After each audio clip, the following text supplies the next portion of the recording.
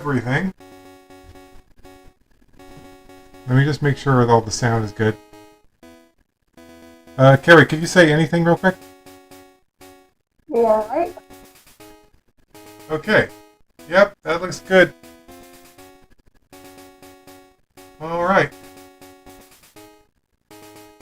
Well, I guess I'll get started since you're brushing your teeth or something? Huh? Okay. Here we go. Can I make this music any... Well, that's as quiet as it gets, huh?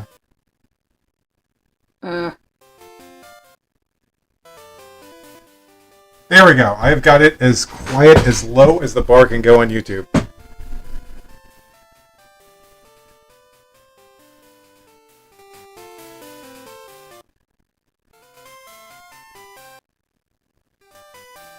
Okay.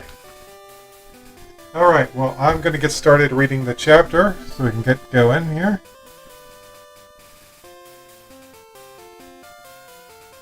Here we go!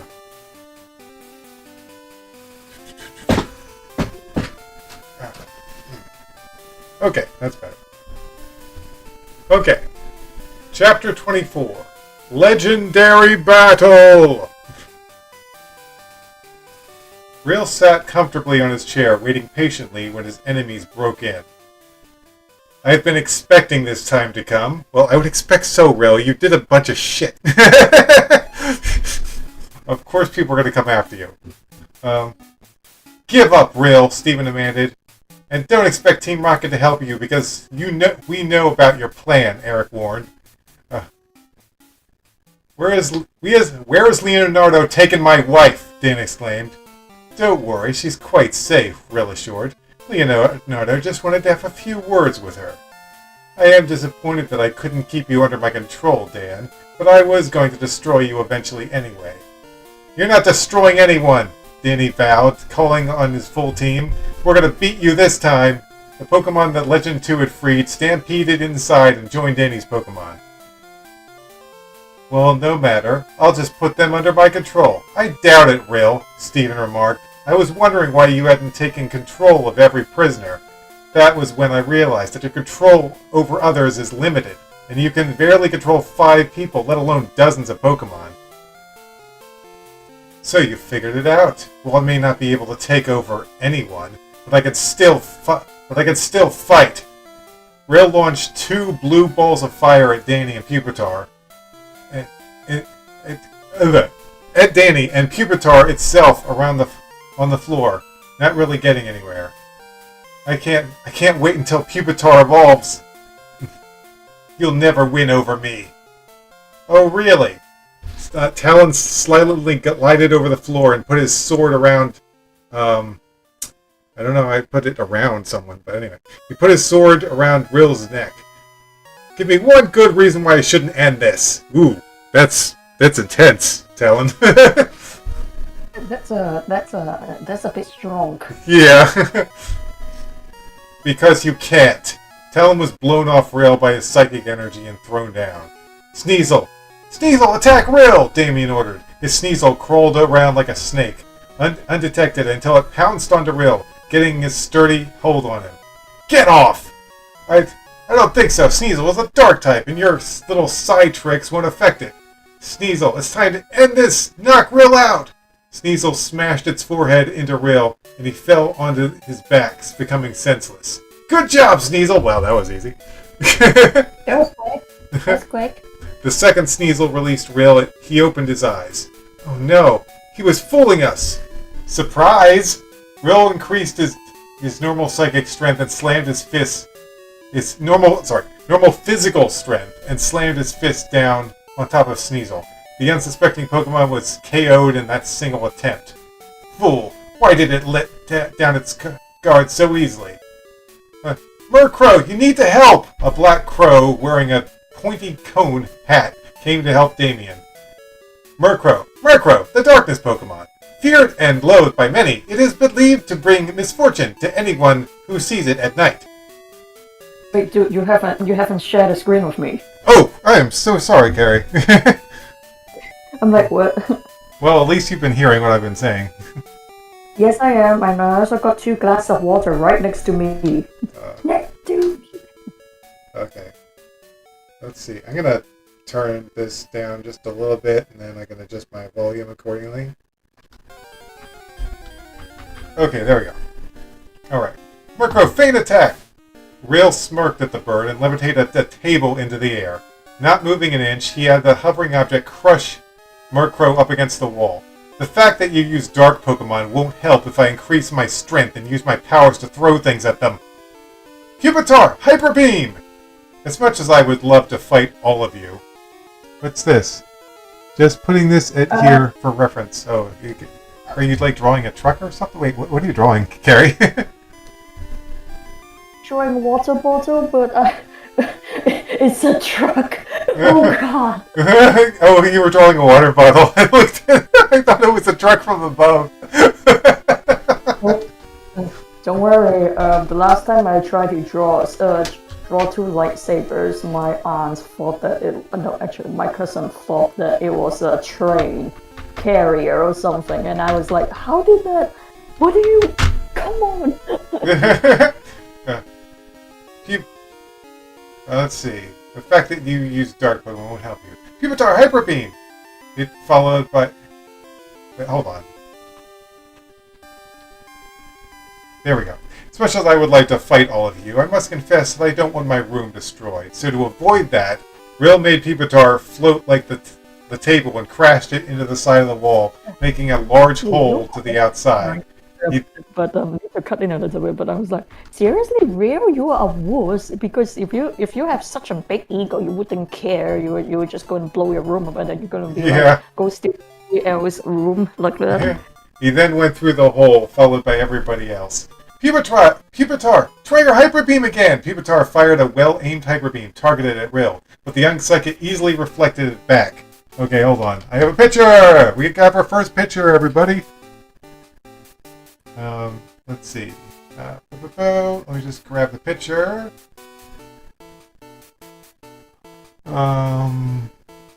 Let's see, where is it? Oh, here it is. It's the Pupitar firing a Hyper Beam. Boop. Spinning. Reflected it back. That was too easy, Rail yawned. Oh, it's too easy. And then I proceeded to actually yawn. Red Knight, use Sword Dance! Spinning into a red twister. Danny's Caesar drastically boosted its attack ratio. Pokemon attack! Danny's team and everyone else's Pokemon charged straight for Rail. Each one of them that were tossed back to where they started. Keep powering up, Red Knight! Okay, Carrie, it's your turn. Okay. I need to start looking at seal things, even though seals are adorable, or spheels. Okay, Red Knight tried to keep up her dance, but now that all the Pokemon have been tossed to the wind, she had no protection. Well, would you look at that? There aren't any Pokemon left standing because of that spinning to it. I guess I would just have to stop her. Rio's eyes start shining, and he looks like he's getting ready to attack when an Umbreon jumped on him and bit his shoulder. Oh, what's up with Umbreon coming in clutch? Isn't it amazing that when Rio is fighting, his concentration weakens? Karen got informed. Yeah, he has lost much strength. Added Koga. Karen's Pokemon held Rio tightly against the ground, not letting up. Yeah, why isn't there anything we can do? Barbara asked Jack's faithful cat. I don't think so, Barbara, he answered, somewhat disappointed. Jack must become one with his 2 selves again. Only he can do this. Rio is losing now. Oh, hold on. I think we have another. I'm gonna say that's the spot for another picture. Let's see. The picture is. Oh, here it is.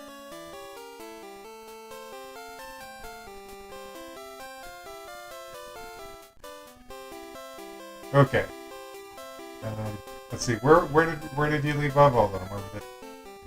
Okay. Well, that's the picture, but you're actually up here.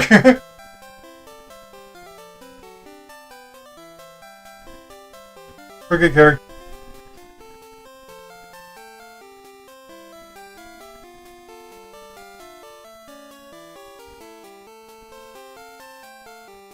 Carrie? What? Oh. Okay, sorry about that. Yeah, but I really don't know if it will last. Please, we are part of the same person. The time has come to reunite. No, I will never. Don't you remember that those who are counting on us? John, Greg, Linda, Meow, Barbara, and everyone who is fighting Rio right now? Rio saw separately from you as Jack's weakness. But if we get to one another, then it will be no longer a weakness. It won't? No, we'll be one forever. Hey, why don't you say so in the first place? I hate weaknesses. Let's do it. Both sides joined hand in hand and they moved into one flash. What in a flash of golden light? What? Ugh! Jack exclaimed, jumping out of his coma. He was panting wildly, sweat sliding down his face. Oh, Jack, you're awake! Barbara cried. Yeah, but I'm afraid we can't say the same for John and our children. He said, looking around at the other victims of Rio's cruel plot. Well, now you're awake, we might have to be able to do something about that, Muriel announced. I couldn't wake you up because my power alone wouldn't have been enough to awaken someone with such a strong psychic power. But if we join our powers, we might be able to make contact with the other spots and wake them up. Hey, good thinking, Muriel. Jack and Muriel put their arms over Greg and light waves were emitted into his brain. He closed his eyes and started twitching, and soon they opened completely. Dad, what happened to us? He asked, getting up onto his feet. You use some kind of device to split our psychological consciousness from our physical consciousness. But luckily I was able to pull myself together and we then wake you up. Now we better do the same for Linda and John. But yeah, let's hurry. I want to get a piece of Rio. Greg's father stared at him with a look of disapproval. Yeah, you can add a look of disapproval. Yeah.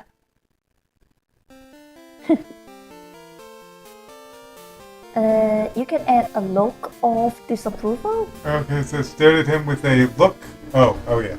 There you go. Sorry, Dad, I forgot Rio is really good inside. Well, that sounds a bit weird. Yeah. Rio squirmed under the dark Pokemon like a snake under a rock.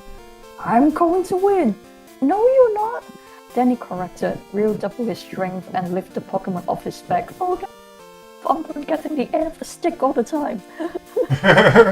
Oh, I guess it's my turn. Yeah, it is. Not even dark Pokemon can stop me. No one can. Nothing can. No one and nothing can. That seems unnecessary. I'll just say change it. Nothing. No one can. No one. We doubt. We doubt. I'm gonna say we doubt that. That sounds better. No one. We doubt that. Jack and John both teleported on Rill's sides and grabbed his arms. You've gone too far, Rill, John declared. Yes, your powers have made you greedy and sent you out of control, Jack informed. Linda and Greg... Why is Greg spelled with a G? I really don't feel like his name should be spelled with a double G at the end. It's very confusing. Materialized with blue gleaming light along with Tom and Barbara. Meow! Come... Blatantly with Tom and Barbara. Meow came on its own. Jack, you finally woke up! Denny said, giving a sigh of relief. Yes, and now that we're here, Rill's powers will no longer be a threat. Let me go! Rill struggled. How dare you, Rill? How dare you use your gift to control and hurt others? You don't deserve your powers. So we're gonna take them from you, John informed. No, you can't do... Well, he pulls a Avatar state or something. I don't know. Oh my gosh, yeah, this is way long before I watched Avatar, but this is very much like the finale of Avatar against the Fire Lord. This is how it feels like when you are what's it? When you are watching whatever martial arts, Chinese martial arts movie or stories in which they are like, you have been doing all the wrong things, so here, oh, what did you do to me? Here, I have taken your powers. The powers must be, and your powers must be. Jack focused his attention on something else. The sun was being covered up by darkness. What? An eclipse? The sudden event had the attention of everyone now. Oh, I forgot there was a solar eclipse today. Holly recalled. You got a typo. The sudden event had the attention of everyone. You put an extra 4. Oh, yeah, there we go. Fixed it. Well, thanks for letting us know, Danny remarked. The many spectators shielded their eyes with the palm of their hands, for they knew it was unsafe to look directly at the eclipse. Will noticed that Jack and John were distracted, and he used the second to tear away from their hold, just as the sun was completely concealed. The vision of the blocked sun had a bizarre effect on Pupitar. Its pod began cracking, and its eyes became more vicious-looking. More cracks appeared, and the dark rays were fluctuating from each crack that came. Tar! Pupitar screeched in pain. Its cocoon shell started breaking apart, and the pieces shattered everywhere. What's happening? Asked Danny. The eclipse, the lack of light must be giving Pupitar what it needs to evolve. Pupi! Suddenly Pupitar's cocoon exploded, and its voice got a radical change. Tar!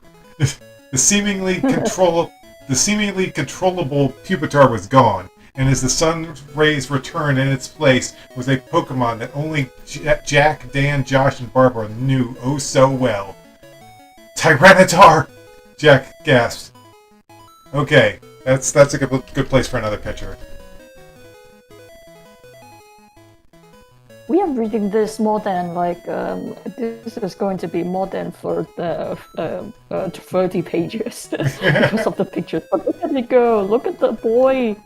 There he is! He's fully evolved. Ah! I forgot to draw the back spikes! He's got a perfectly flat back. That's not what Tyranitar looks like. Whatever. He was like, ah!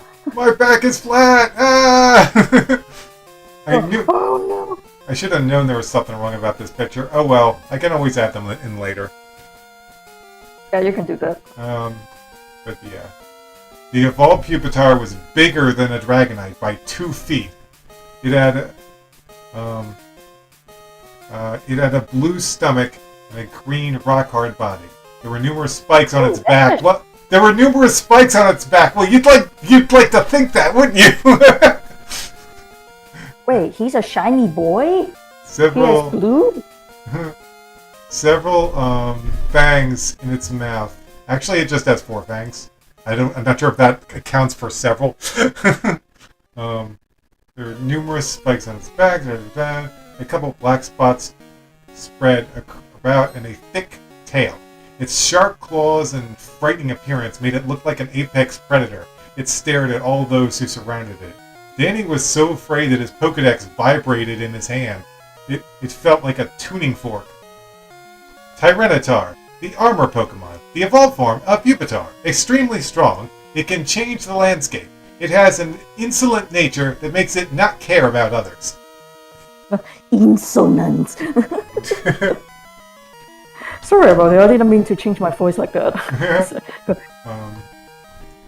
Oh yeah, I thought it was me, sorry about that. Yeah, is it? I guess it's your turn now? Yep, okay, let me... let's see, where did we leave off? Oh yeah, we just finished the Pokedex information. Here it is. Woo! Tyranitar, oh yeah. Don't remember how many years ago he and his friends had fought an evil entity that could control all dark Pokemon and use them for his own ideals. One of those Pokemon was the Tyranitar. The vicious and the vicious and violent Pokemon were one of the biggest challenges. But the one they were looking at this time looked different than the others, much more powerful and much bigger. No longer did anybody dare worried about real? No longer did anybody dare worry about real. They had worried about real. They have worse problems. Ooh, Tyranitar! Oh, you finally evolved! Then he stuttered. Breathed in and let out a painfully loud roar. We had to get it under control, Jack pointed out, covering his ears. Return!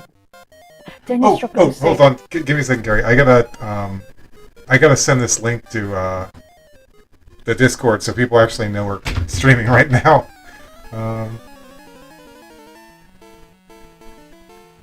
Yeah, that would be good. Sure.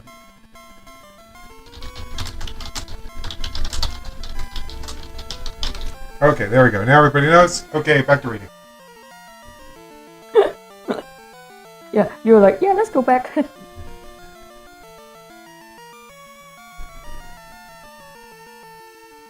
Oh, what about it?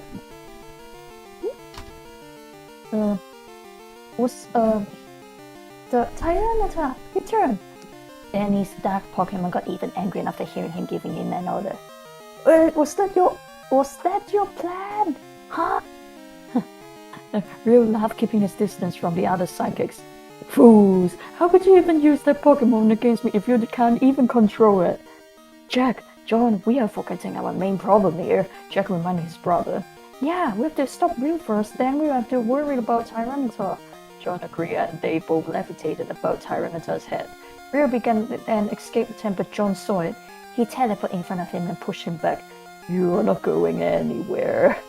Being ignored by Jack and John was more than Tyranitar could stand it. It storms the ground with such power that a shockwave was forced onto their knees, and then it attacked Jack and John, pounding them with its tail. Oh, I guess it's my turn. Oh, that is not good. Tyranitar, stop it! Danny ordered, but the fully evolved Pokemon was out of control. Tyranitar's blows were too strong for the two psychic brothers, and before they could even fight back, they had lost. Dad! Uncle John! Exclaimed Greg, who had two G's at the end of his name, for some reason. He crouched down and got ready to assault the violent Tyranitar, but his mother and sister held him back. Let me go! Didn't you see what just happened? Linda asked. Dad couldn't even beat that thing. What makes you think you can? That thing will kill them! We can't do it. We can't do anything, Barbara informed. But our Pokemon can! Yes, that's it! Hold on. This is driving me crazy. I gotta replace all the Gregs with the double G's. Search for and replace with Greg with one G. Replace all. A whole one time. Oh god. Now where are we? Oh fuck. I think we're on this page. Okay. Yes, that's it. Greg snapped all his Pokeballs off his side, and his 6 Pokemon stood ready to fight. All the Pokemon joined in, although they didn't know if they could make it the difference. Red Knight, Deceiver, Quagsire, Legend 2, and Monsoon. Let's remind Tyranitar what trainers and Pokemon can really do. Dozens upon dozens of lines of made-up Pokemon form. They wouldn't... Okay, I'm gonna put a picture right here. Do it. Okay, picture... This picture took a while to draw. Because there's a lot here. So yeah, look at all the Pokemon I had to draw in this one picture.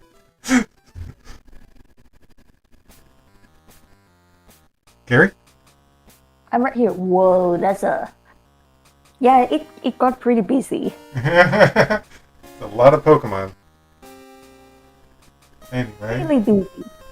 They would attack in waves, line after line. Tyranitar looked invincible and slammed any opponent away as easy as if they were nothing but Caterpie and Weedle. Tyranitar is weak against water, so we will use water attacks to make it faint. Lapras, Hydro Pump, Crusha, Surf, Quagsire, Monsoon, Legend 2, Water Gun! Tyranitar wasn't as fast as Larvitar. In actuality, it had kept its slow Pupitar status. All the water attacks collided with it and dealt a heavy blow. Tyranitar gained its Dark type, and yet it was still Rock Pokemon at the same time. Except for Crush's Surf attack, which had already come over Tyranitar, the other water Pokemon kept their Hydro attacks flowing. Danny was happy to see that his plan was doing well, but horrified look dawned on him, and they saw electricity beginning to move on Tyranitar's back. Oh no! How could I have forgotten? Stop! Don't continue using water! Why not, Danny? Steven asked. Danny's warning came too late. Tyranitar let out a massive electric jolt that conducted in the water and paralyzed all the Pokemon using water attacks, except Quagsire.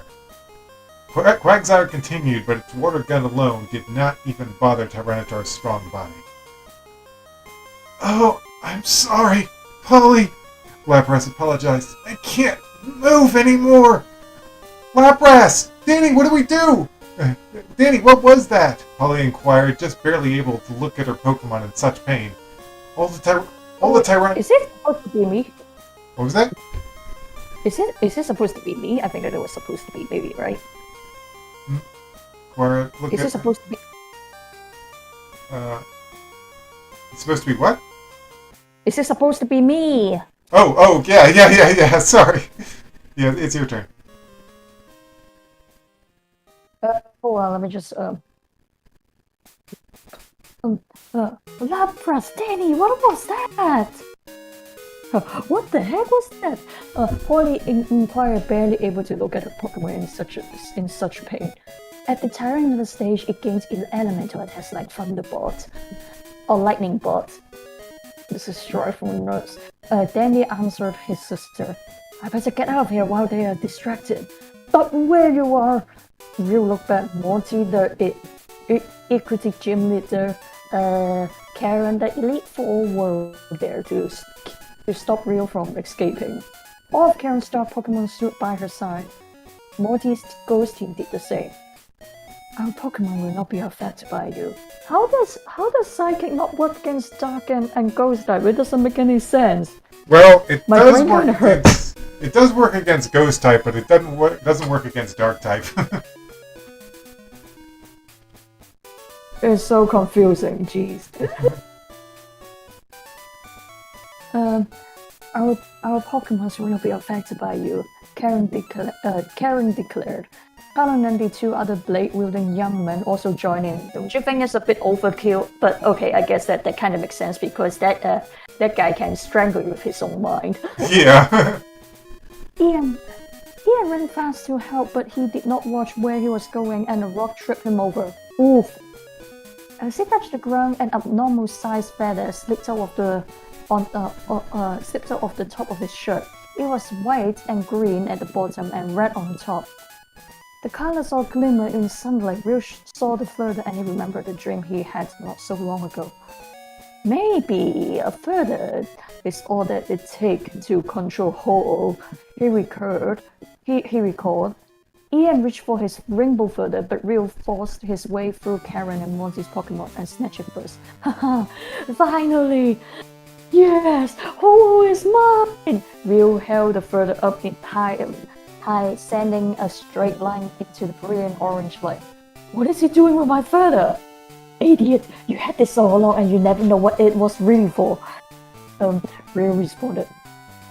It's almost funny. Tyranitar walked into Quagsire's water like it was air. A small water shooter was still trying. Even when the dark Pokemon was inches away. Stop! I will hurt you! Then he warned his Pokemon. Why didn't he get zapped? Stephen questioned. Not sure. Tyranitar picked up Quagsire between its two arms and he was ready to squeeze it into a big blue slime. But But the beam that came from Rainbow Feather caught his eye and it dropped down. He ducked his face into the dirt and stayed there. What was that? Then wonder. On the other side of the planet, Ho-Oh was having a peaceful flight. Natives on an island, he couldn't believe the incredible sight of the legendary bird. They looked on in amazement. Their clothes were old and dirty and could be seen that their land was poor. Yikes! Ho was happy to bring cheer to their lives, but the powerful and dazzling light from the feather wheel held up in the sky could be seen miles, and Ho saw it easily. The legendary bird stopped, showing off its beautiful wings, and flew towards the direction of the light. Oh, back inside the Safari Zone, Rill kept the feather in the air with psychic waves from its mind. Okay, picture! Let's see, picture.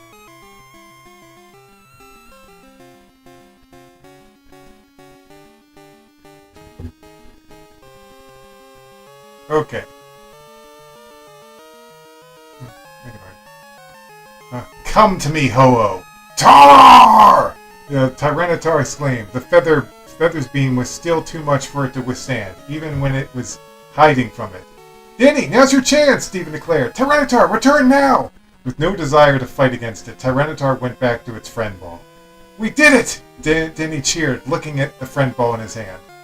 We have to stop Rill, Ian shouted, catching the attention of all. My mother gave me that feather. It is the last thing I have to remember her by. She told me to keep it safe, as it has some connection to Ho-Oh. I think Rill is trying to summon it here. You couldn't be more right, Rill admitted. Once Ho-Oh arrives, all of you shall perish. What are you saying? That Rill will have total control over Ho-Oh? Asked Talon, shuddering to think of what would happen. That is so dumb. Like you have a freaking feather, and that it would just come to you. It's weird.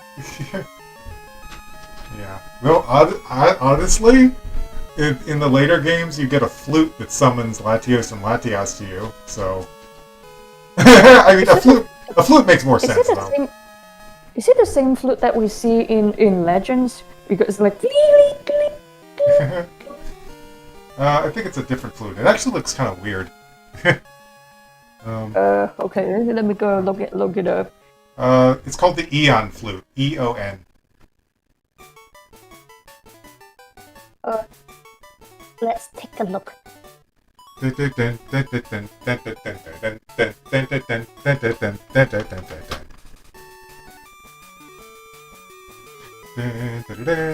looks like a Native American version of recorders. Okay. We'll have to control over Ho-Oh. Yes, he has to be stopped before Ho-Oh comes to serve him. Rill floated upwards to distance himself from Karen and Morty, the two trainers whose Pokemon could harm him. Gengar, take that feather from Rill, Morty ordered. Do the same, Murkrow, shouted Karen. Murkrow flapped its wings and went with Gengar to take the precious feather away. It's a shame Gengar are part poison type, Rill smirked, pushing his hands together to make a bright white ring. The ring caught Gengar and slammed it into the ground, hard. Murkrow was unaffected, but still, Rill's mind prevailed. The small flyer wrapped up with a vine that Rill had taken from a nearby tree. Without its wings to keep it up in the air, Karen's only flying Pokemon dropped into her arms. Why do you persist? You know you can't win against me. Stop it, Rill! Linda demanded, her teeth gritted and her hands clenched. How dare you speak to me like that? Rill replied, angered. I won't stand for this anymore. What has happened to you? You were never like this before. I learned how to become what I truly wanted to be. Oh, so this is how you want your life to be, huh? Yeah. Where did you get these ridiculous ideas? You're not the Rill I used to know. You must be an imposter. What? Yes, you have to be. The Rill I knew was gentle and considerate, and he would never have used his power for his own benefit. Okay, picture.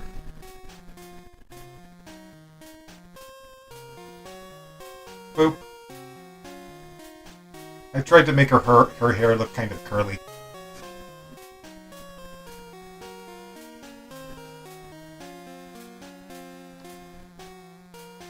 let's see. Oh, he's the imposter! Ah! That Rill is gone now, Rill responded, his voice shaking. Is he? I'm not so sure. Maybe you've just gained too much power that Rill's true self is trapped inside it all. If you are trapped, Rill... What's with all these, Kingdom Hearts mumbo-jumbo? Kingdom Hearts mumbo jumbo, yeah, that's a good way of putting it. If you're trapped, Rill, I won't stop fighting until you're free. From the look that Rill made, he was clearly surprised and touched by Linda's words. Wow, I actually forgot I wrote that part. I just thought I'd like make him look a little sad in that picture, but he actually was slightly affected by what she said.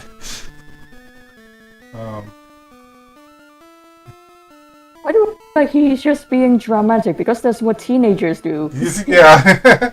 The look that Rill made, he was clearly surprised and touched by Linda's words. Linda, you care about me? He asked in a younger, more childlike voice. Danny had never heard Rill sound so sincere. Yes, and I want to return you to what you used to be. I'm so confused! Please, Rill, you have to let us... Who is saying that? I'm so confused because it feels like everyone is like, what just happened? This is Linda. She's Jack's daughter. She used to hang out with Rill. They used to be friends. Please, Rill, you have to let us help you. Rill had an inner conflict raging on inside him. He was losing losing it to his dark side. Oh no! Yeah. No, he screamed. I will never go back to what I once was, and anyone who will try to make me do so must die! Now, Gengar! Karen instructed her ghost. Karen's Gengar had used the short time Rill let his guard down to sneak behind him. The ghost's arm locked in position on Rill's arms. Take the feather from him! Rill now gripped Ian's feather, tightening it in his fist. Gengar stretched his arm over, and it was just a centimeter away. Let go of me! The direct order Rill gave to Gengar apparently worked as the arms wrapped around him let go, but it was anything but Gengar's will to do so. The smiling ghost had been put on fire. It released Rill to roll in the dirt to put it out. How did that happen? Rill was unable to conceive what had just occurred. Ho-Oh had burnt Gengar to free him. Now the legendary rainbow bird bowed before him. Ho-Oh, you are at my command now! Ho-Oh nodded in reply to Rill, although it was not happy doing so. Wow, it kind of seems like you shouldn't have given people your magic feather to control you, Ho-Oh! We are like, you silly bird! Ho-Oh knew what Rill wanted it for. It had witnessed his evil ways before at Tin Tower. Well, now that you obey me, I have no need to find the Master Ball. I think now would be a good time to run for our lives, Tom suggested, in an unusually calm manner. We need to take that feather from Rill, Danny corrected. Without it, Ho-Oh won't obey his orders. Danny is right, said Greg. All we have to do is take it from him. Excuse me, but that bird can cook us in 2 seconds. I doubt we would be successful, Tom pointed out. You forget one thing, Tom, Danny informed. What? Tyranitar is a rock-type Pokemon. But you can't even control it. No. However, I'm pretty sure I can get it to fight Ho-Oh. Okay, I love this part. Oh, really? How? Like this! Danny took Tyranitar's ball, hurling it onto Ho-Oh's back. As the uncontrollable Pokemon came out, Ho-Oh rolled it off. Tyranitar's eyes turned red, and it tackled Ho-Oh in all its rage, slashing and kicking at it. That looks scary. Okay. Okay, new picture. Picture is here. Hey, look, I remembered the back spikes this time. It's like Tyranitar just comes out and he's like, "What the heck why am I here?"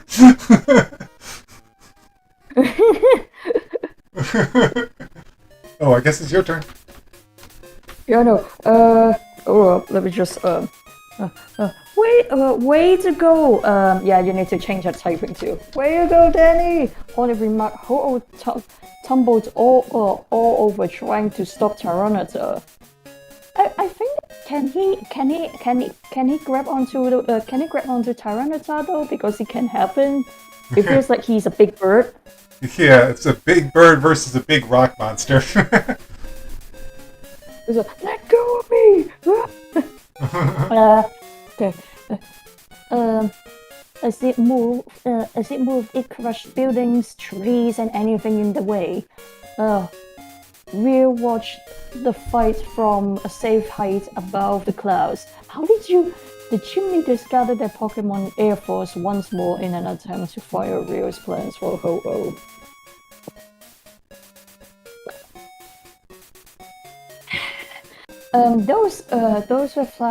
Those without flying Pokemon were left to watch.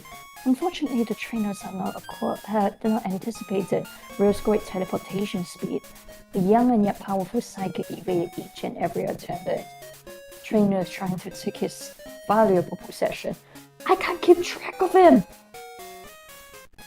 Every time that I get him in my sight, he teleports in the opposite direction. Stephen moaned, pulling his hair in frustration. Danny and Polly could only watch their friends from the ground. Polly had no Pokemon that could take them up airborne. Danny had been injured. Legend 2 is down. How can we get up there to help? What about Legend the first? Dan scooped up his son and daughter onto Legend's back and went to join the struggle. Jason ordered Santu to fly alongside them.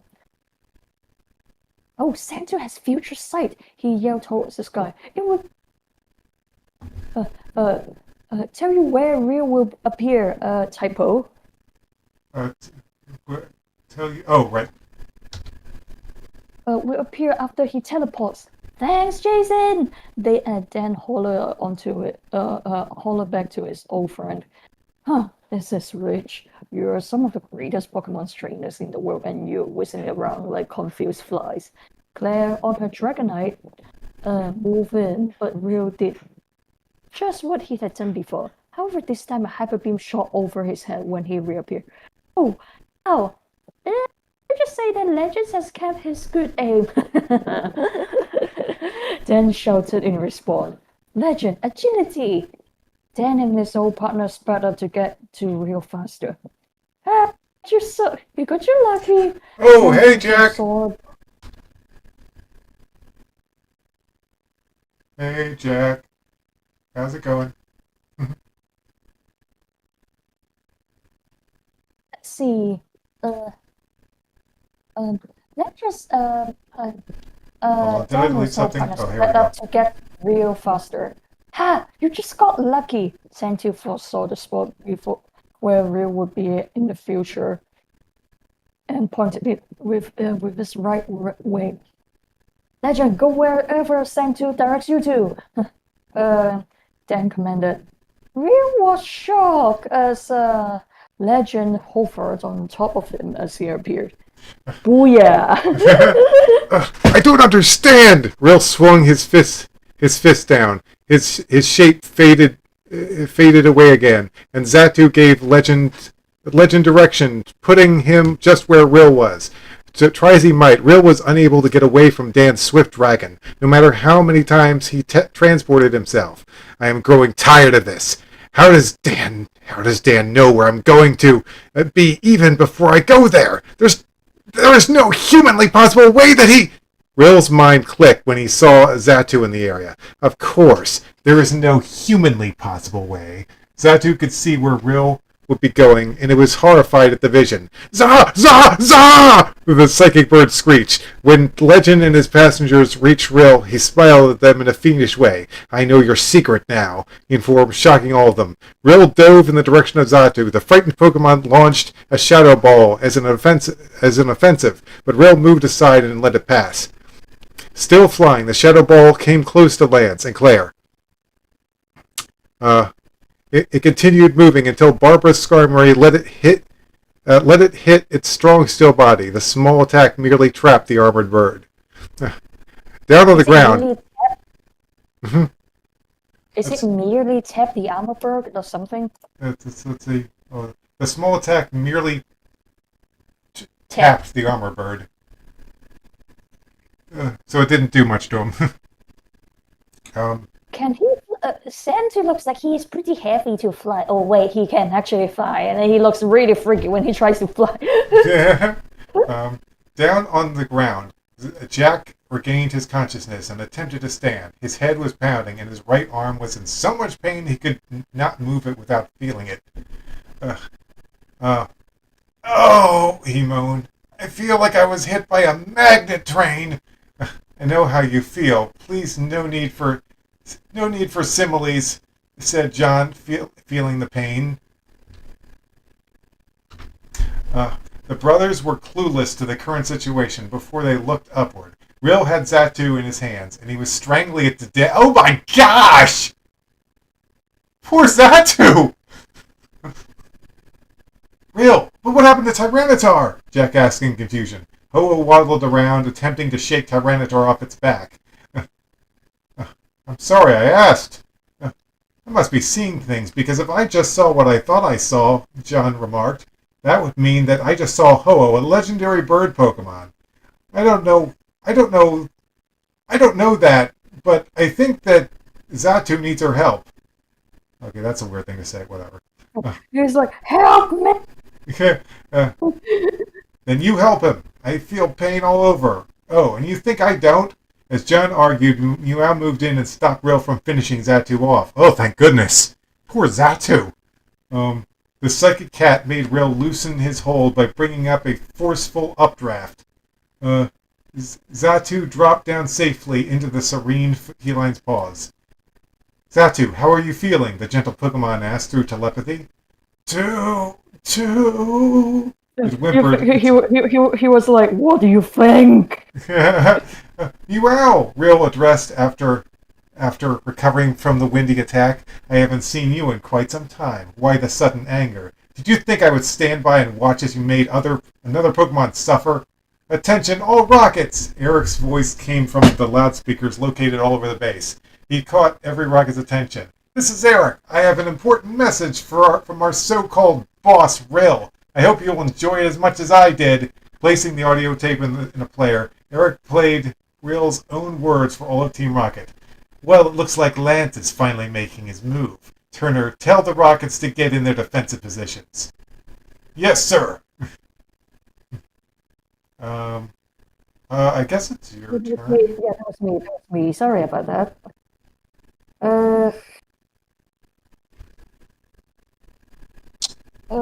Okay. They will be eliminated by Lance, and that will automatically solve that problem. Lance will be doing us a favor, and he won't even know it. Each and every Rocket member struggled to break the bonds that Lance had put on them. They were outraged and sought revenge against Rio. Oh, how I enjoy making that little rat suffer. How can you blame Eric? You are going to betray them. You don't even care about your own man, you monster! Then he condemned the events taking place around Rio, sent his rage to new heights. Without warning, he took control of Legend's movements and turned him over. The Dragon Sons dropped off and fell through the clouds. Josh yelled, riding on his pig. Yeah, oh jeez. I'm coming. Oh. Tyranitar was losing his struggle with Ho-Oh. Even his grand natural body armor was no match for the mystic legendary bird. Now it lay on its stomach, awaiting for the finishing blow. Ho-Oh lifted its talons and stomped Tyranitar into the ground. The firebird did not show any signs of weakness. Wariness? Yeah. It was only seconds away from finishing Tyranitar, but Real called it anyway. The out-of-control psychic held anyone back from saving the falling family. Let us pass! No, I want to see the den and the den and the den.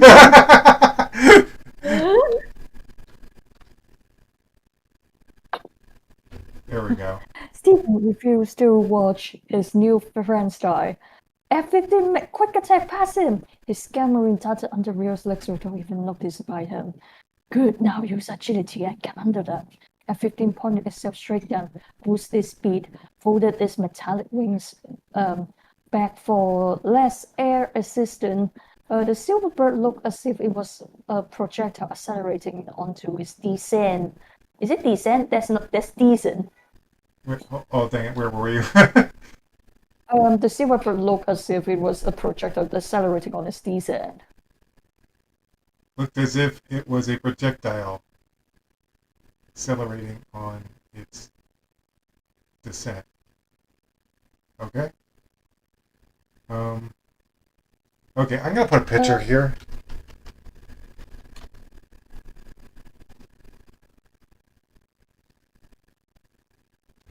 They're just falling.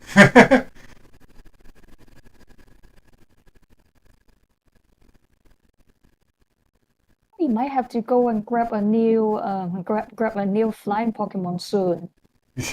Yeah. Look at the fall! Whoa!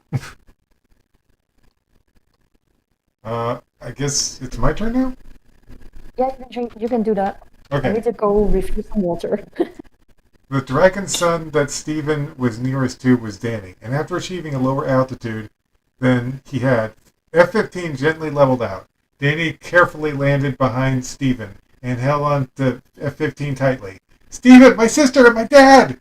That would be an exclamation point. He's excited. His family is about to die. It wouldn't just say, Stephen, my sister, and my dad.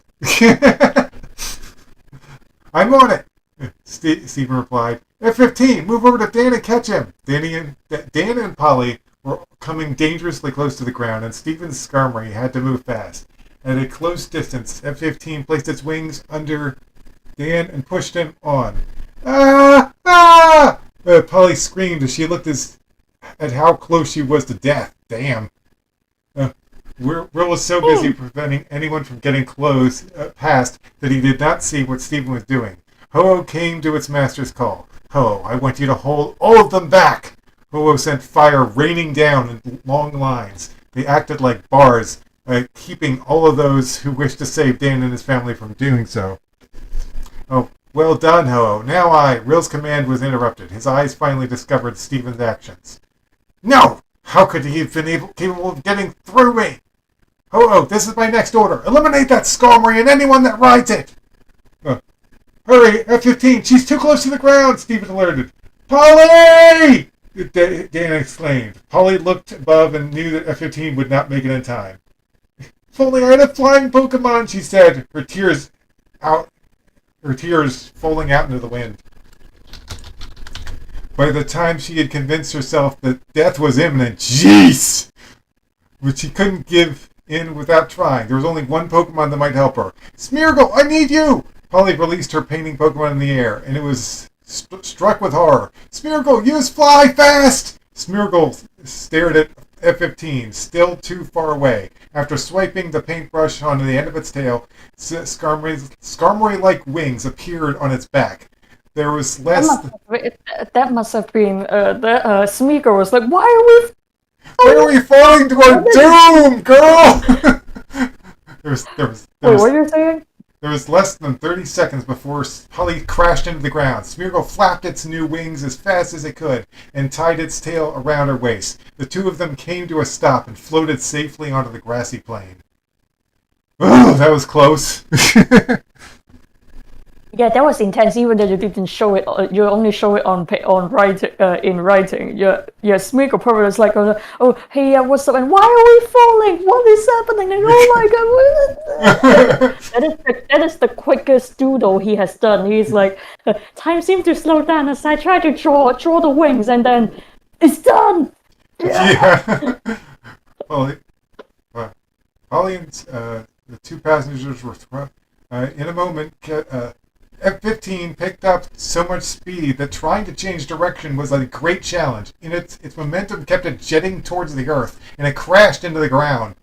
Stephen and his two passengers were thrown off in different directions. Polly and Smeargle instantly ran to assist them. Smeargle's wings were no longer required and went away just as they came. Dad! Danny! I didn't think I would live to see you again! Oh, really? We had the same experience, Dan answered. rubbing his bottom that was suffering from the fall. It was a good thing Yeah, F15... I like the joke. I like the joke. It's like, yeah, I thought that I was almost dead. Yeah, it was a good thing F-15 lowered our dropping speed before we crashed, Stephen pointed out. If we hadn't, we would be in really bad shape. Thanks for your help, F-15. Now go back to your docking bay. Oh, he calls his Pokeball his docking bay. uh, 15 had F-15 had exhausted all of his strength and was delighted to restore its energy in Stephen's fastball. Let's be grateful that the hardship has passed, Danny sighed. The blades of grass whipped when Ho-Oh approached the area. The beak on its face was slightly open, and its eyes were directed at Stephen, Danny, and Dan, a flaming inferno encircling around the multicolored bird with a... Yep. Colored bird that grew taller, I guess? Oh, the flames grew taller. We're toast, Stephen remarked.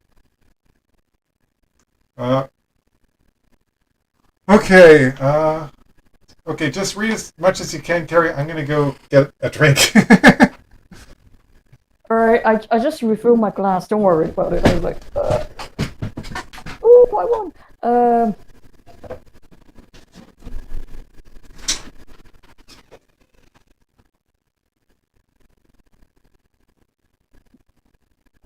Extra crispy toast at the Danny.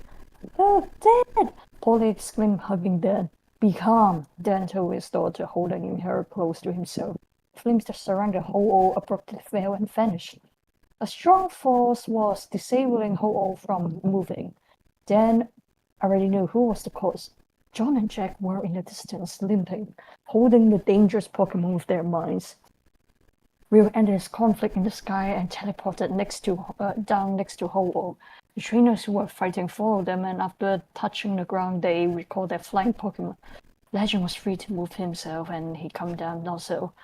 So it would seem that you two are still strong enough to keep going. Rio sneered at his own mentors. Your evil ways will be put to an end today. How can't you say that after Danny's own Tyranitar played with you guys like toys, like your psychic abilities and make...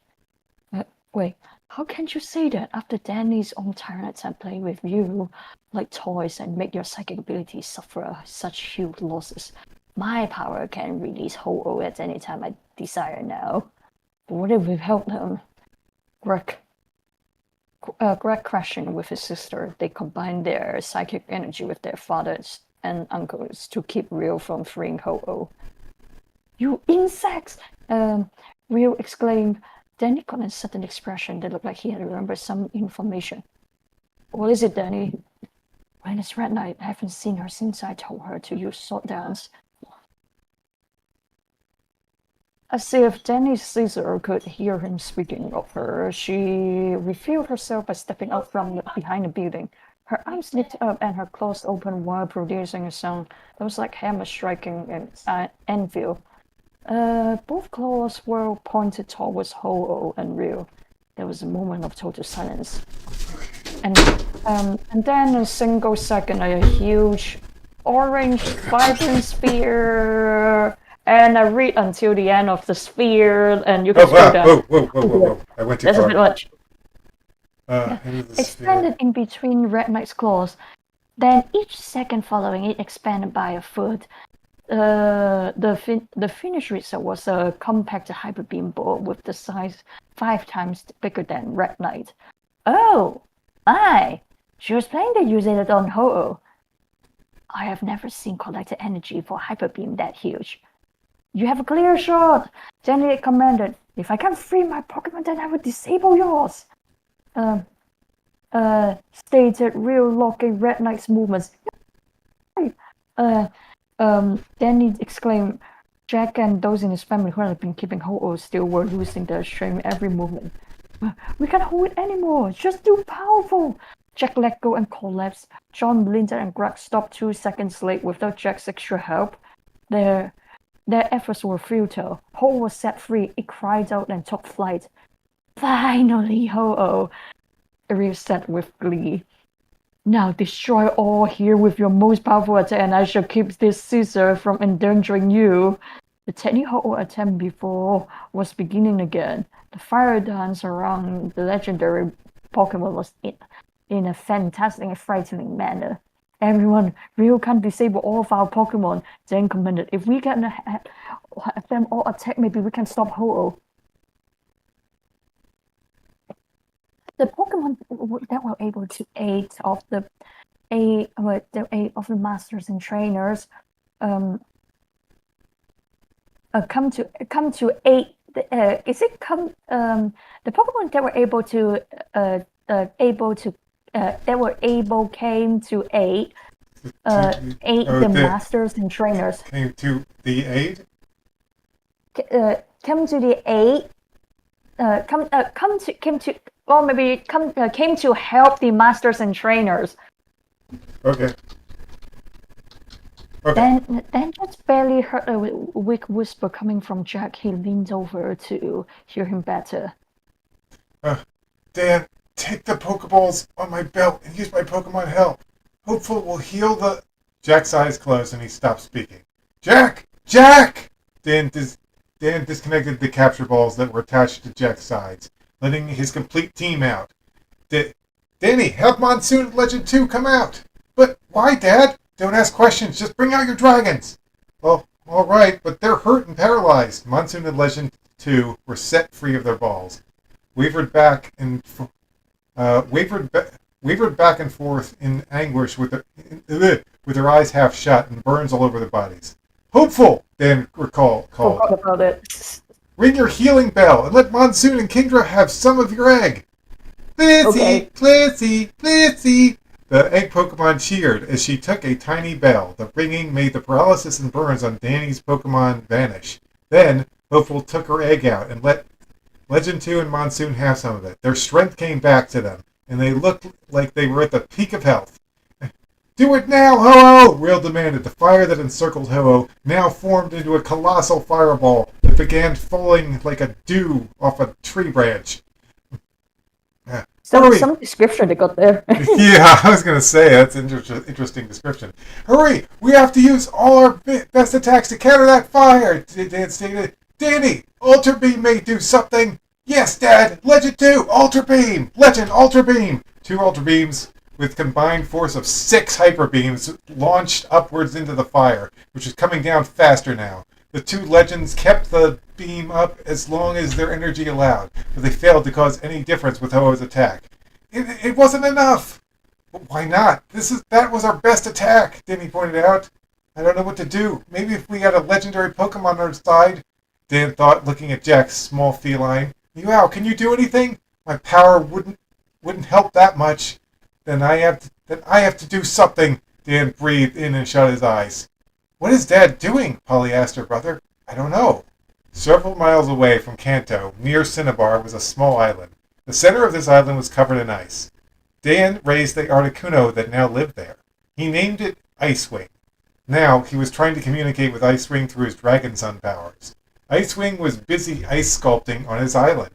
It used the ice beam to make a solid ice block and started carving out the features by scratching with its talons. It wanted to make a statue to remember Dan by. It was difficult because Icewing had not seen its old master for several years and had forgotten how he looked. It concentrated, trying to remember when a message from Dan was put in its heart. Dan was asking for help. Icewing's project was paused for the moment, and the bird of winter left the island at its height. She was like, oh, just what I needed. I need to look at you again so that I can finish my sculpting. Dude, just come over. We are dying. We are dying over here. Icewing wasn't going to let anything stand in its way except one. A water spout stretched out up from the sea below and acted like a fence to Icewing. The rotating water broadened in the midsection and broke out. Within one was the very Pokemon which saved Danny's life back in the waters near Cianwood City. It relied on its psychic ability to communicate. Where are you trying to go, Articuno? Chip, chip, chip, chip, chip, chip, chip, chip, chip, chip, chip, chip. How do you think that she is going to sound like though? Is she going to sound like I don't know, Marco or something? That would be funny. I think in the movies it was just like ah. So kind of like egos, and it's like yeah.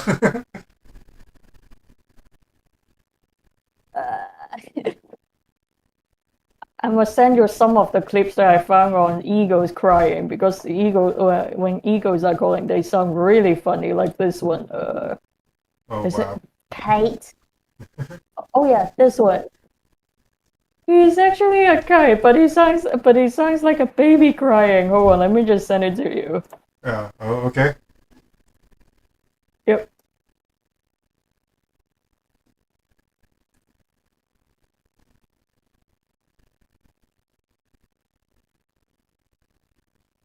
Why are you crying like that?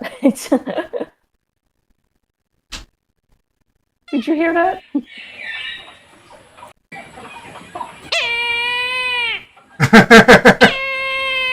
It does sound like a baby crying. It does in fact sound like a baby crying. Okay, so where did you leave off? Right here. You must realize that leaving your island will throw nature out of its balance. Oh, your human friend is in danger. Okay, I understand, but if you do not return to Ice Island, more terrible things will occur. Are you willing to take that chance? Okay, very well. I will not try to stop you. Instead, I will guard your island and protect it from fire and electricity. Okay, you're welcome. Now go and return as soon as you were able to. Why do I feel like why do I feel like the guy later on is like, why is it taking so long? Oh no, did she got into trouble? Oh, never mind. I have to go and help her then. Oh, like with whose dangerous fire looming over their heads, Danny and the others were getting nervous. We can't stop saying anything that big. Cliff declared, we have to try. Okay, maybe if hopefully he was Tyranitar, he could make a difference. Tyranitar's like, why me being a Michu? Why did you bring me into this world? Danny suggests pointing to the dark Pokemon. It was still lying senseless from the earlier attempts to fight Ho-Oh, who's like, why are we just here? Just to suffer. You've got to be joking, Tom remarked. What got us into this situation in the first place? That flame might be able to blast that fireball out of the sky with one hyper beam. Danny, it attacked Jack and John, reminded Polly. I know, but it also attacked Ho-Oh, and after being defeated by it, Tyranitar might want revenge. Well, considering the giant Pokemon mate Sun is going to kill us all in minutes, I would rather go for anything right about now. Stephen remarked. We'll try, Danny. Dad informed. Hopeful, go heal Tyranitar. Thank you, Dad. Jack's Blizzies escaped to where Tyranitar laid. She stuffed half of her nutritious egg into the creature's jaws. Where do you even find so many eggs, though? Yeah, Blissey always has these eggs. Where is she getting these eggs to? She must lay a lot of eggs. Or maybe she just boil eggs early in the morning and then just put one each into it, or maybe just stuff an egg, steal somebody's egg, put it into her tummy or something, into her pocket. Tyranitar eyelids broke away from each other, and it caught sight of Ho right away. Concentrated hyper beam light appeared by Tyranitar's face and was the same size as Red Knight's hyper beam sphere. No, I can't be that Pokemon! Ryo shouted it with despair. Houndoom, free Danny Scissor! Ordered Karen, pointing at Ryo. Her canine Pokemon used his head and rammed Ryo in the stomach. Ouch. Yes, gotta hurt. Ryo leaped nearby objects with his mind to counter, such as rocks and large pieces of wood. Forgetting to keep hold on Red Knight. When the metal insect discovered she had regained movement, she joined Tyranitar and get ready to fire a focused hyper blast. Then at the same time, they let the energy go into red beams that spread out the higher they went, just like waves. That's a lot of collateral damage. Yeah. Thank you, Karen. Danny expresses gratitude. The high-powered Pokemon blasts were strong, and yet they could only hold the fireball in place, merely slowing the inevitable. It isn't enough! There's only one way to do this, Dan stated. We need every Pokemon to use Hyper Beam. Did you all hear? Lance shouted to all the trainers. Tell your Pokemon to use Hyper Beam! But sir, I don't have TM15!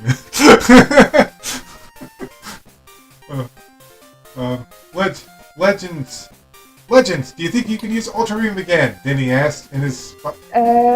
You got a typo. Can you use your Ultra Beams again, or maybe you can use use Ultra Beams again? And Legend was like, I just did it! There, your Ultra Beam. Okay, they both answered the same way, by making triple the Hyper Beams. A great percentage of all the Pokemon lifted their heads up towards the falling fire and started their burning light assault. Some used the beams from their mouths and others from their hands.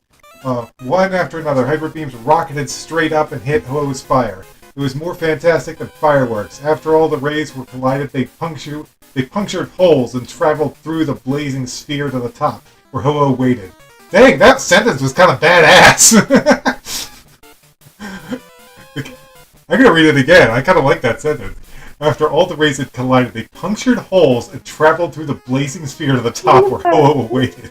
I'm wondering, what do you mean by puncture holes, though? Do they just merge into one and then just go like that? They just shot, so like Ho-Oh's making this big ball of fire, and they just basically shot holes through it. Okay, that's a very Dragon Ball Z and pretty Kiro thingy. Okay. This is very Dragon Ball Z.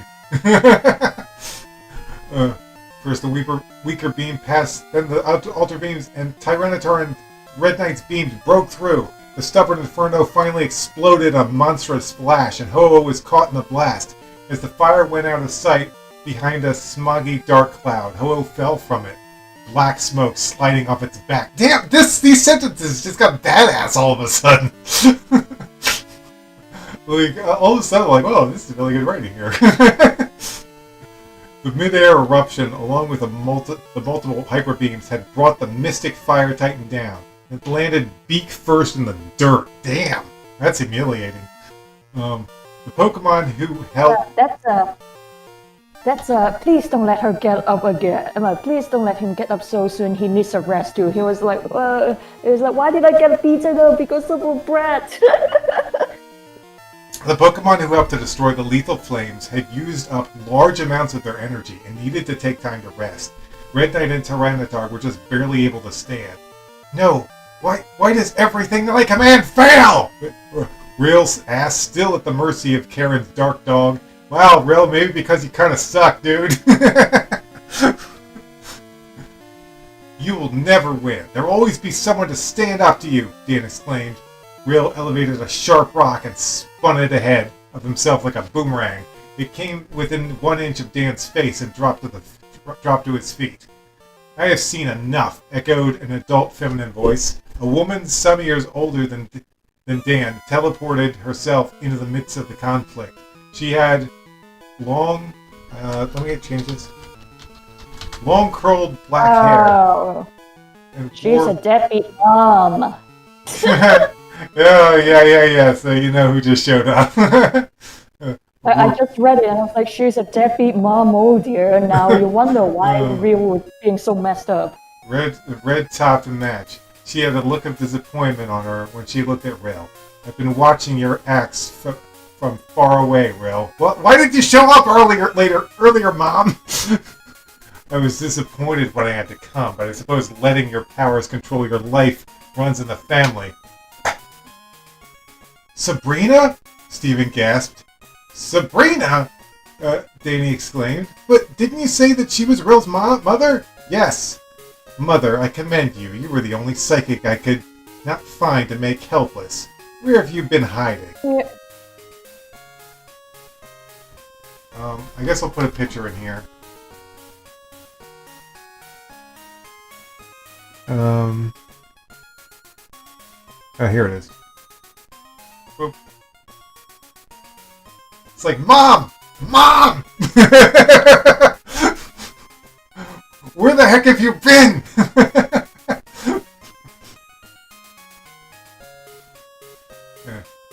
You foolish boy. I sent you to... Oh god, what happened? Oh. You foolish boy. I commend you. Where have you been hiding? What are you trying to write to make helpless? Like oh, never mind, let's do it. You foolish boy, I sent you to Jack to protect you from yourself, and this is what happens. I don't want you to suffer the same fate as I did when I was young. Suffer. If this is suffering, then let me have it. You got a typo with Dan? Oh, yeah. Fixed! Your remark. Your powers are still blinding you, son. And what do you intend to do? Take them away from me? If you are not responsible enough to keep control over them, then you are not ready. You are not worthy to possess them. Then why did you come and take them from me, mother? Earlier! A loud squawk broke out where Ho-Oh had crashed, and the bird of 7 colors got up. Now you see, the invincible Ho-Oh is just used recovered. You can take my powers now. No one can. Before Ho-Oh could lift his wings, Ice Wing flew over it and poured Sub-Zero ice onto his back. Blue frost spread in all directions. It laminating all that it touched with a thick layer of frozen water. Ice Wing! Dan exclaimed. Dan's loyal bird gracefully came down close to him. She was like, hey, don't do it! We almost died!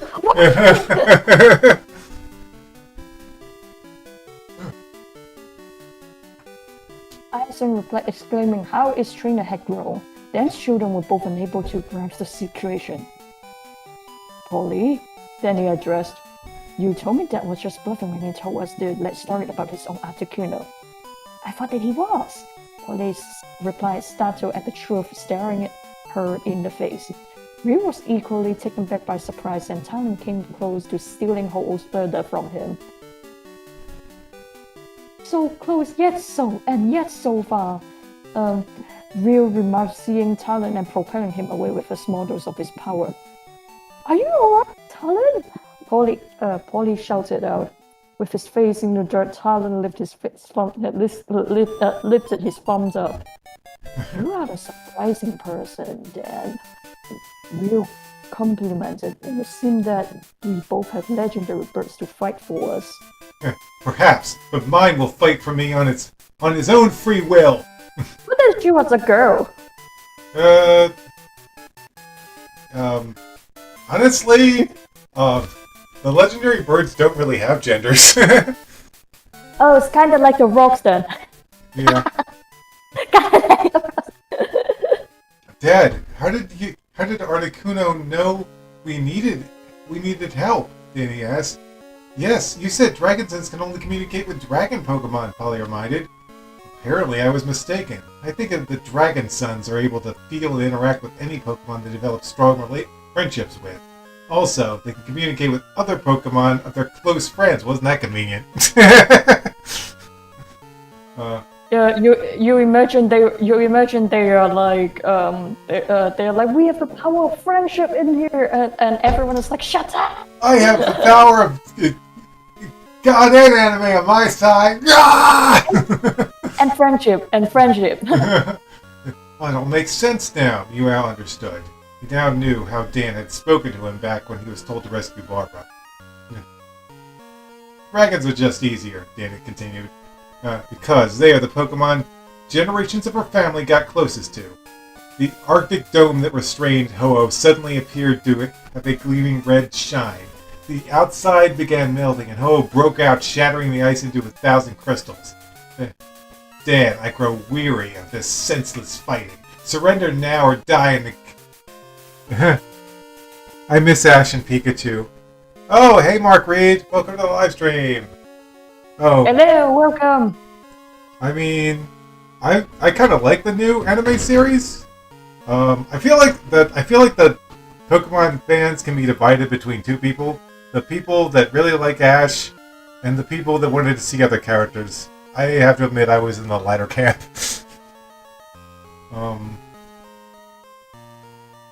Also, why does Sabrina looks she looks fine in this in the way that you draw her right here, hot gold and silver, but in fire red and leaf green she looks. Bleh. What's up with the coloring? Yeah, I don't know. Anyway, I drew her with this design because that's what she looks like in, I think, gold and silver. That's what she looks like. Yeah, she's in. That is hot gold and silver. So, Mark, you wait. Oh, dude, is your name Mark? My name's Mark. That's my real name, Mark.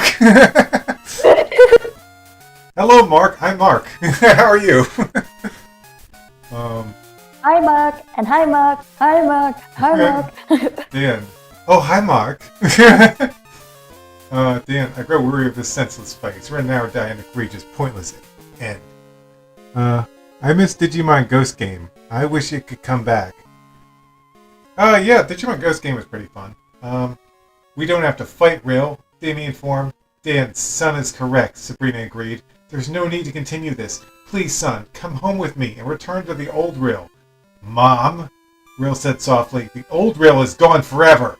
Ho-Oh surrounded itself in a flaming ring and accelerated forward. Icewing drew Ho-Oh away from... Icewing, draw Ho-Oh away from here, Dan commanded. Icewing spread his wings out wide and leered at Ho-Oh, challenging it. The Articuno opened its beak and sent a direct ice beam into Ho-Oh's face. Okay, pitcher!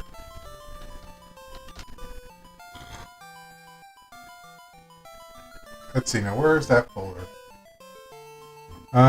Okay... Yeah, here it is. Is it showing? Oh, there it is.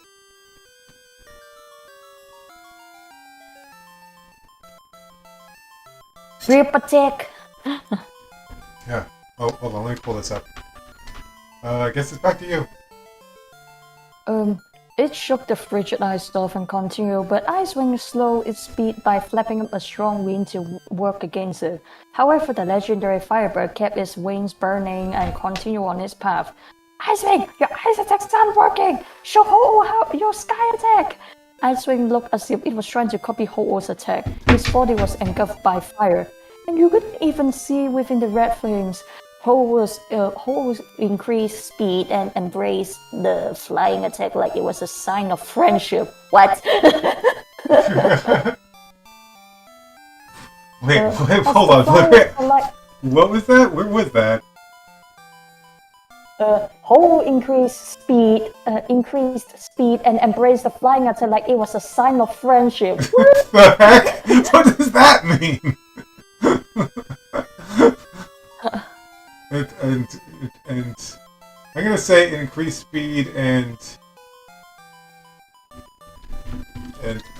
broke through the attack. Okay. As the flyers collide, Ho-Oh was overcome and got a full force of the attack. Real chuckled. He knew that Ho-Oh will recover in a matter of seconds, then bobbed his head around and smirking. What's wrong, Dad? What's wrong, Dad? Asked Polly. It's strange. Usually after the Pokemon use Sky Attack, they stay inside the fiery bird image when it hits, but I don't see Icewing anywhere. Up there! Then he pointed to Icewing flapping directly up over Ho-Oh. The Articuno lifted his head and the clouds and opened his beak as wide as he could. A flat blue cloud swirled around the beak and entered Icewing. Ho began restoring its health only to be confronted by another of Icewing's winter techniques. The iceberg snapped its head downward and exhaled a tornado made out of wind and icicles. That's a rare and deadly phenomenon. A tornado of ice, an ice tornado, dang. If it's cold enough that and if it's also warm enough, then it will happen with snow. He then wants everyone to get away from the blast before it touched down. I like the language you're using there, trying to be like, yeah, this is when is it going to touch down? Is the rope? Tornado warning! Ice tornado warning! Like that. Yeah. Ho-Oh suffered through the lethal blizzard, the ice being distributed so much coldness, it felt like a direct force of pain. Yeah, that will hurt. The icicle cut into Ho-Oh's wings and the wind kept flowing all around, keeping it from making any slight movement. And whatsoever. Ice wings attack had effects outside the storm as well as inside. Waves of ice moved forwards, killing all the plants. Oof! That it touched and overcome the tallest of buildings. The trainers recalled their Pokemon and ran from it before they could claim any of them. Jack's Pokemon carried him, his children, and John out of the way. Danny also ran as well, but he soon saw one of the places located close to the ice was the confinement facility. Oh, listeners! On that ice, there's heading for the building! Danny exclaimed, "You got it!" Ian responded, launching out his Flareon. Put your flamethrower on ice. The fire EV form did its best to hold back the dangerous ice, but it lacked enough power. Perhaps you. Ian took his sword and brought it to the ground. A flame 5 times bigger than Flareon's came from melting a decent amount of cold glass. That is definitely the sort made from the flame apricot talent infer. Josh and Danny used the time Ian gave them to evacuate all of the people who remained in the prison. As the citizens of Kanto fled from their open cells, they were advised by Lance to leave the safari zone in order to escape the confrontation with Rio. They complied gladly, as at least many of them want to help Danny, Alicia complained, being carried off by her father. Yeah, let's help him. Shelly agreed as her brothers drug her over the ground. What? Drag her over the ground, I think? Okay. Like that? Yeah. They already have all the Pokemon on our ranch. What else we can do? Emily answered. Soon, the large crowd was gone and only those who wished to fight were left. I believe to Lance and everyone else, Eric was freeing rockets all over. He had only 2 remaining to help. Ergo, he cut the ropes of the 2 men with his pocket knife. Thanks, Eric, they responded. You better get out of here now, or so should the rest of the rockets. How can we? We have to get our revenge, they replied. Lance and his group will take care of Rail for us. Boy, that's ironic, one told the other. Tell all the rockets to retreat from Kanto. Without a boss, we'll have to regroup. Wow, Eric, you are a loyal rocket. Hurry and get out of here! Yes, sir. The 2 rockets saluted the one who had freed them and exited the safari zone. Icewing made sounds of exhaustion. His previous attack had taken much from him. Only a moment passed and he gave in to his fatigue. Dan's Articuno slowly drifted out of the sky and landed back down. The ice stopped moving, and what was left was a tall, towering structure of blue solid water. In the core of it was Ho-Oh, trapped once again. No! You will pay! Rill exclaimed, making a move for Dan. Sabrina came in between them and took a stand. Get out of my way, Mother, before I... Rill was stopped when Sabrina intervened. Before what? You kill me? Yes? Maybe? I don't know! Oh made an effort to get out the red light that had been seen before in the ice. It's before. And the ice began burning brightly. Another fire attack shot out of the front, zoomed over the trainers and made a direct tunnel for Ho-Oh to escape. Yes, not even another legendary bird can stop my Ho-Oh. My victory is assured! Tears came to Sabrina as she saw what her son had become. Real, you can't be like this, she cried. You have to change back. Change back? Danny considered the words Sabrina spoke and remembered the vision he had. Everything in it came back to him, to the last detail. It's up to me to save Will from himself. I understand now! Danny gasped when he looked down at his fleece jacket. A blue illumination was visible through the pocket on the front.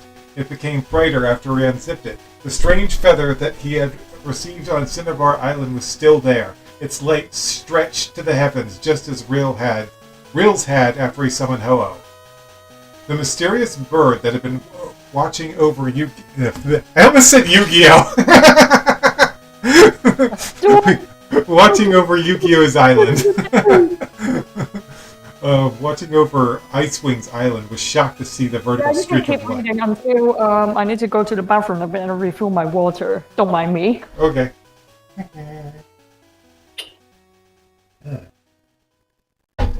Drinking some water.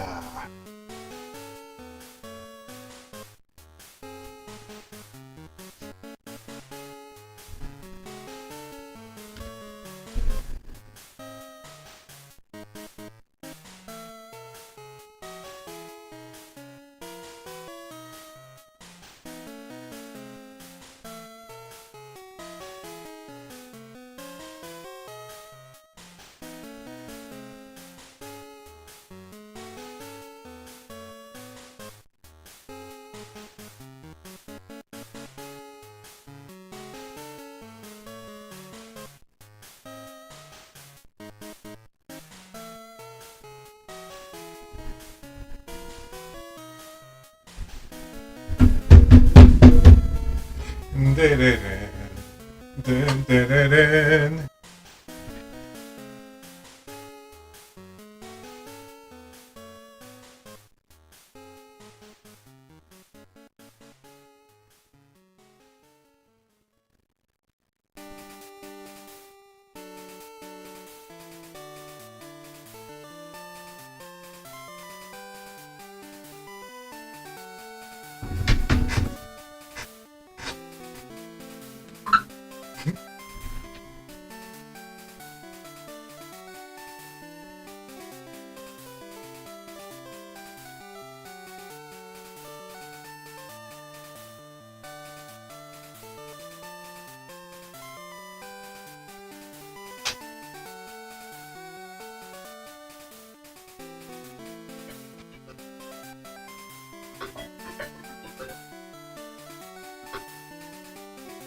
Hello? Hey.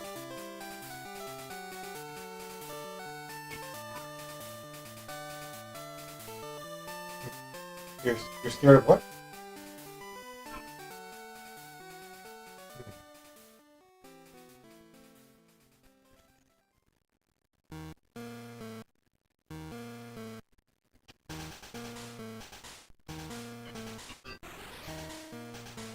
Hello? Hey, I'm just reading. Yeah. I'm just reading this. Oh, go ahead. Hey, I'm back. Sorry about that. Yep. I'm just reading this story with my friend on the live stream. Whoa, what is happening? Yeah, I'm talking right now. Okay, let me go take a look. If you don't mind, I also look into it. The reason why. Oh, okay. Okay, so what was the story then you were talking about? Yeah. Hey, you want to get on the YouTube and I can talk there? Yep, I'm on the. Okay. I'm on. Okay. I'm on YouTube chat. So what was Right. the story about then? Oop. Okay. Okay, Carrie. Sorry about that. I was just telling my friend to get on the live stream. Oh, okay. Okay. Go ahead. Oh, I misunderstood.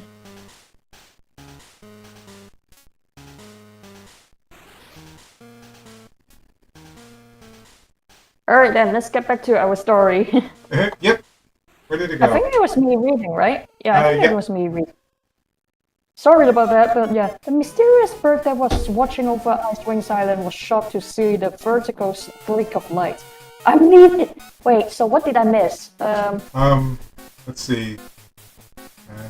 Oh, Dan was just saying he thinks he realizes how to defeat Rail. So what is wait, Rio was stuck in his powers or something? He's being overwhelmed by his own power, basically. I'm needed! What? The Dragon Son has a special feather as well? That is right. Wait, where did he get that feather though? It was actually given to him by Lugia back when Lugia saved him on Cinnabar Island. That was a long time ago. Wait, so, hold on, what was the story back then? Because I don't think that we have a moment with Lugia, though. I don't think that we did we? We didn't know it was Lugia at the time. It was just a strange Pokemon you could barely make out. Okay. So, okay. What? Okay, that's right. Your evil ends now! Rio was overwhelmed by fright. The words that Danny used were the same as he said in his dream. Attack him, Ho-Oh! Rio's enslaved legendary bird left the ice tower like it was a hangar. Danny was scared stiff. Ho was the only couple yards away from him. Dan could do nothing. All the Pokemon used every drop of their strength to use their hybrid beams at total power. Pauline exclaimed, "Run!" Stephen shouted. Danny's legs were locked in place and he braced himself. No one knew what to expect as something unexpected took place. Ho-Oh gently slowed down and began moving backwards. It was clear that... Let's see, is it? Okay, it's my turn. Yeah. Ho gently slowed and began moving backwards. It was clear that it had no control over itself. It continued being towed, eventually being stopped at the ice tower. I swear that bird has more trouble with ice, Cliff remarked. But who was responsible for that? Claire looked to Jack and his family. They were still lying down helpless. She then looked to Sabrina, who shook her head. Who did that? I did. Danny's light retracted back to the silver feather from whence it came. Is that guy actually a dragon or a bird? Because he looks strange as a bird and something that is not a bird and also a dragon. It makes me confused. Well, I can tell you one thing, it's not a dragon type. You call it the bird is a weird-ass looking bird. It is a weird-ass looking bird, yeah. Another legendary bird had arrived. Danny fell back from shock. It was the Pokemon who had saved his life and been in his dream. I am Lugia. Lugia's loud telepathy grabbed all the attention that existed. Lugia, the diving Pokemon. It is said to quietly spend its time deep on the bottom of the sea because its powers are too great. I have come to serve the one who possesses one of my feathers. Danny held up the silver feather for Lugia to see. I am at your command, Lugia said through his mind. The wondrous Pokemon stretched his head around and saw the great devastation. But first, I must help all that is suffered here. Lugia started making a strange and yet soothing melody. It was so peaceful that it felt like it could give peace to the whole planet. The sound that Lugia made quickly became more than just entertainment, however. The Pokemon that exhausted themselves were being healed. Jack was awoken as the rest of his family. As well as the rest of his family. The ice that had overcome the area melted down and the plant life returned to what it was. Holly and Steven looked at each other. They both had the same idea. Their water Pokemon that had been hurt by Tyranitar were still injured, and they released them. Lugia healed them just as he had the others. Holly, what happened? Lapras asked, awakening with no pain or paralysis. Lapras, you're healed! Holly hugged Lapras around her long neck. Lugia! Lapras awed. You know Lugia? Holly jumped. Yes, I saw him many years ago. I was just a baby then. It was the time when nature was thrown off its balance. Pokemon from all over the world traveled to where the problem was in an attempt to help. Yeah. My family was one group of Lapras that came. We had made it so close to where the disturbance started, but there was nothing we could do. Only Lugia and a young boy made a difference then. I saw them flying together in the midst of the storm, but it was only for a short time. I'm lucky to remember it at all. Danny's Pokemon stretched and got back into fighting shape. Icewing was healed as well, but Lugia warned him of great danger. Articuno, you must leave and return to your island at once, before nature is endangered again. Arr! Do not worry about your friends. I will finish what you started. Tea! Yeah, I think that he probably also says something like, "Also, you can go and finish your stupid ice sculpture." Your stupid ice sculptures. And then Dan's like, "Wait, what are you doing again? What are you doing? What ice sculpture?" It's like, "Bye." It's like, "Icewing, what do you mean by ice sculpture? Bye." The ice bird looked back at Dan, who had called his name. Goodbye, my friend. Icewing responded with a smile and started flying. Ho-Oh, I will not stand for this. I will not stand for this. Stop that overgrown blue Pidgey from escaping, and then start fighting this new one. Ho-Oh's move to pursue Icewing never happened. Lugia held it back until the retreating Ho-Oh Articuno was long gone. I hate all these annoyances. Excuse me, did you just call us annoyances? Asked Greg. Rill looked around him. He was surrounded by everyone there. The gym leaders, Jack's family, Dan's family, the Elite Four, and all of their Pokemon. Danny's Tyranitar, who had attacked Jack and John, connected Rill with Ho-Oh, and was now furious with him. Checkmate! Jack exclaimed as he and John grabbed Rill by the arms. Both of them began releasing Rill's psychic powers. Red glowing specks. That's not how you spell specs. Exited his body. Oh, I guess it's... let's see, how long have we been doing this? Let's see, hide. 4 hours! Okay, Carrie, I think maybe we'll just do 2 more pages. How does that sound? We got like 12 more pages to go. Do you want to do it, or we can wait until... Yeah, we can stop it in here if you want to. Because I think the next part we're reading is incomplete right now. Or it's missing some parts, so I have to remake later anyway, so it's probably not going to be that long. So next time we'll just finish this part and then start on that, so that's fine. Anyway, let's stop it. Let me go, stop it! It's working, hold on to him! Hey! Okay, and I think that we, okay. Ho-Oh worked against Lugia's psychic restraint and make it difficult for the legendary diver. Is he a diver? I'm so confused. Yeah, Lugia lives under... like a diver. Lugia lives under the water, even though he's not a water type. Yeah, he is like, please don't ask. I can dive. Please don't ask. Please do not.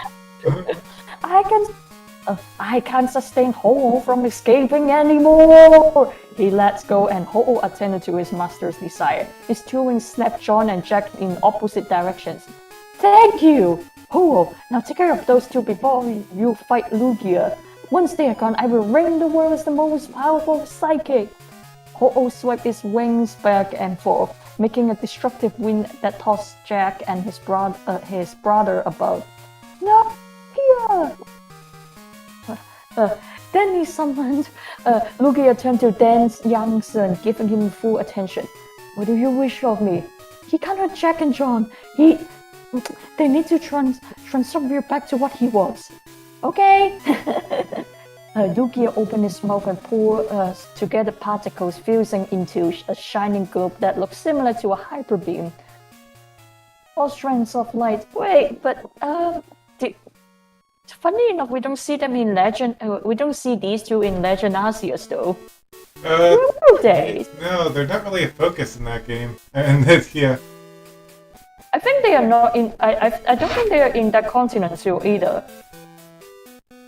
Oh, relentlessly peck at Jack with its beak. That is going to hurt. And the super psychic's disable was too weak to keep. And the super psychic's disable was too weak to stop it. Lugia's marvelous shot of light crashed into Ho-Oh's back and moved it down until it came in contact with the ground. Jack and John teleported to where Barbara stood. They had made it away just in time. They had made it away just in time.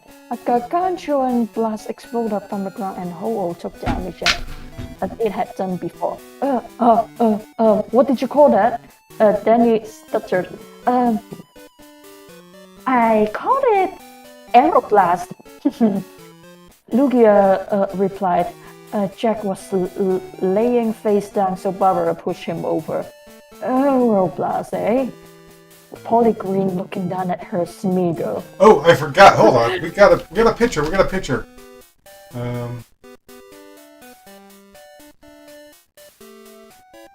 Get messed up, hello! That pooper, though. Where are we? Jack, are you hurt? I will live. He replied, sounding like his whole body had been pulled apart and put back together. That was great, Lugia. Danny complimented. Look out! Lugia alerted. Rill appeared behind Danny and attempted to snag Lugia's feather out of his hand. Thankfully, Lugia thought fast, and a light blue shield surrounded himself and Danny. I will not allow you to take control of me for your own evil ways. You will, Rill declared. All humans and Pokemon alike shall one day bow at my feet. Ho-Oh, get up and attack them! Rill waited his bird to instantly arrive to follow his commands, but it did not happen. Ho-Oh was battle-worn, and it remained inactive, lying completely motionless on the grassy field. What are you doing? Get up! There was no response by Ho-Oh to Rill's order. Fight now! Ho-Oh will not fight, Lugia informed. His will has been crushed again and again by the many attacks on him. What will you do now, Rill? Danny asked. Your slave will no longer... Your slave will no longer... You got a typo. You got a typo in there. Your slave will no longer protect you. Lugia pointed out. Your followers have turned against you, Eric added. And you have no friends, only enemies, Jack remarked. My Pokemon will fight for me, Rill exclaimed, throwing out all 6 members of his party. His Pokemon did not make any effort to defend their master. They merely looked at him and walked away. How can you do this? I trained and raised you all! No, you didn't, Sabrina corrected. The Rill who trained them is gone. Or so you've told us. No one can live like this, Rill, Barbara informed. It's impossible to live a true life by yourself with no friends. The good Rill isn't gone. This is just a redo of how you fight Sabrina, isn't it, in the anime? The good Rill... Also, did Dan fight Sabrina before? I don't think that he did. I can't actually remember. Did he? I don't think he did he? I can't remember what happened. It was a long time ago. The good Rill isn't gone. Actually, I think they might have just stolen the badges from Sabrina. It's like, we're not dealing with your dollhouse bullshit. Okay. The good Rill isn't gone, Jack stated. He's just trapped inside you. And if taking away your psychic powers is what it takes to bring him back, then so be it. Come on, John, let's get this over with. Jack and his twin took step after step, getting closer to Rill. Rill looked afraid. He could not think of any way out. He was getting ready to surrender to them, but a golden opportunity caught his eye. Greg got up and took his sister to wake her. Linda, can you get up? He asked with concern. I don't think I can, she answered. I'll help you. The caring older brother put his arm around his sister's back and pulled her up. The Rill laughed wildly at the circumstances. What are you laughing about? John questioned. Oh, Jack, you are so stupid. Rill continued laughing when he moved like a lightning bolt next to Jack's kids. Hello, Greg. Oh, that should be weird. Hi, Greg. I think, yeah. Oh, yeah. Yeah. Hi, Greg, Rill exclaimed, kicking Greg in the stomach. Linda's brother let go of her and she fell onto Rill. He held her hands behind her with mental bonds. What are you doing with her? Naive Jack, you fell for every trick I used. What do you mean? Capturing Kanto, demanding the Master Ball, take control of Ho-Oh. None of it was my main objective. They were simple little things I did to fool you. But, you should know what I'm really after. No! Jack trembled when the truth came to him. Linda, I need your help. Rio put his hand on both sides of Linda's head and dug into her thoughts. No, I won't let you. Uh, Jack shouted as he ran to help his daughter. I'm sorry, Dad. Too late, ex-master. Rio declared as he transported himself and Barbara out of eyesight. Wait, where did they go? What is he up to? Then asked, why didn't I foresee this? He was after it the entire time. What does he mean? The Psycorp. What is it? The psychic relic that was been passed down from the Sire family generation to the next. It has the ability to draw on the hidden strength in humans and Pokemon. He only let those he trusts to use it. I have to go after them. Jack exclaimed about to do teleportation. No, don't do it. You do not have enough power to make there and back. Although Lugia's song partially healed you, it's not completely restore all your power. I will go after them. Jack had told Linda where he had kept this powerful Psycorp in her memory, and her memory served real well. It led him to the great depth under the ocean. The pressure was so intense that Rio had to put up a shield to protect them. A brilliant hiding place, Rio commented. I really admire your father's ingenuity. Don't take it, Rio. My dad didn't let you use it because he knew what you wouldn't be able to handle the power. Ha! What would he know about power? He can't even use his.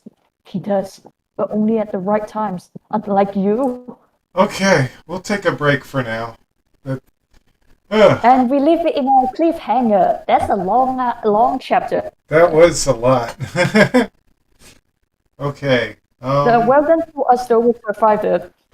Oh man, that was a lot of. We're gonna take away your power rail, but Tyranitar showed up.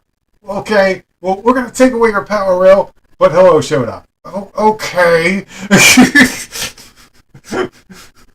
We're gonna take away your power rail. I kidnapped your daughter. Damn it! Everything got interrupted. Yeah. Okay. Well, that's it for now. I'm gonna end the live stream. Thanks for watching, everybody. Thanks for watching, everyone. Oh god, my voice. See ya. Boop. Boop. Boop. Okay. Yeah. One of the reasons that I decided to end it was that my friend wants to talk to me about something. And not yet. Okay, where's my